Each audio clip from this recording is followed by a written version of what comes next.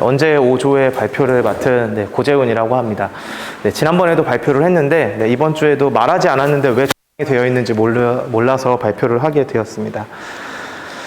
자, 일단은 이제 언제 5조의 유래는 모두가 아시듯이 멘토님을 기다리는 간절한 마음을 표현한 조명입니다. 그리고 전 조장을 맡았고요. 총무, 촬영, 멘토를 맡아서 아주 역할이 정확하게 분배된 조 활동을 하였습니다. 자, 일단 저희는 첫째 날은 저희가 좀 보니까 뭉쳐 있더라고요. 그래서 첫째 날은 밑에만 가고 둘째 날은 시간이 없으니까 위에를 가자. 그래서 이제 밑에 쪽을 주로 갔습니다. 그래서 퍼베이드, 명주배롱, 5월 카페, 오트톡톡 뭐 이렇게 가봤었는데요.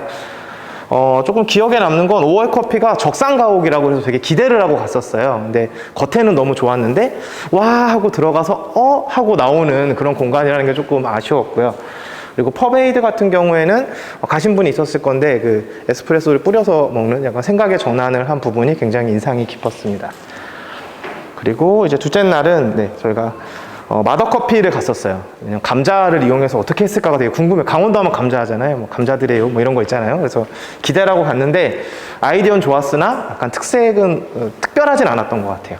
그래서 그런 부분이 좀 아쉬웠고요. 그리고 초당 맷돌 순두부에 가서 느끼함을 달래는 자리를 가졌고, 애시당초는 산책 겸 예산의 소진을 위하여 한번 가봤는데 생각보다 레트로한 분위기가 너무 좋아서 굉장히 인상이 깊었습니다. 그래서 저희는 이제 다니면서 관찰하기 이제 여기를 좀 여러 가지 써봤어요. 그래서 가는 곳마다 회의를 하면서 좀 여러 개를 좀 써봤고요. 많이 정리를 해서 만드는데 참고를 많이 했습니다. 그래서 저희는 좀 하기 전에 페르소나를 좀 정해봤어요. 그래서 어떤 거냐면 충남 서천에 귀촌한 20대 여성이 카페를 오픈한다. 실존인물 아닙니다. 오해하지 마세요. 뭐 보신 것 같은 기억이 들겠지만 아니에요. 실존인물 아닙니다. 오해하지 마세요. 실존인물이 아니고요. 가상의 인물입니다. 그래서 이렇게 만들어봤고요. 그리고 이렇게 서천이 되게 아름답더라고요. 저도 처음 알았는데 굉장히 아름다운 도시였습니다. 절대 직접 찍으신 사진 아니고요. 다운받은 사진입니다. 절대 직접 찍으신 사진 아니에요. 이렇게 해서 실제로 이렇게 좀 아름다운 곳이다라는 걸 처음 알았어요. 저도. 그래서 브랜드 컨셉션은 이제 MZ세대의 시선으로 로컬을 어떻게 바라볼 것인가에 대한 부분을 조금 생각을 해봤고요. 그래서 자연, 힐링, 선입견, 지역 특산물 뭐 이렇게 좀 각자 나눠봤습니다. 특이한 게 서천 지역의 일출과 일몰을 동시에 볼 수 있대요. 사실 제주도에 살면 그게 당연한 거거든요. 이쪽을 보면 일출을 볼 수 있고 이쪽을 보면 일몰을 볼 수 있는 게 당연한 건데 육지는 그게 안 되는데 그게 가능한 지역이라고 하더라고요. 그래서 그런 지역이고 또 갈대밭이 유명하다고 하더라고요. 이게 뭐 킹덤도 찍고요.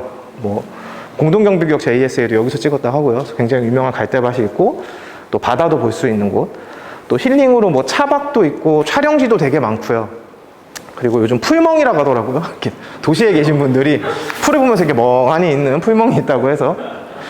또 지역 특산물로는 한산 소곡수, 한산 모시, 또 광천김 이런 것이 지역 특산물이라고 합니다. 그리고 선입견으로는 보통 이제 젊은 세대들이 많이 그러죠. 시골 하면 거기가 어디야? 거기 뭐 있어? 뭐 이렇게 물어보고. 그리고 너무 멀어. 뭐 이런 생각들, 선입견을 가지고 있다고 생각을 했습니다. 그래서 저희는 이런 걸 기반으로 브랜드를 좀 만들어 봤고요.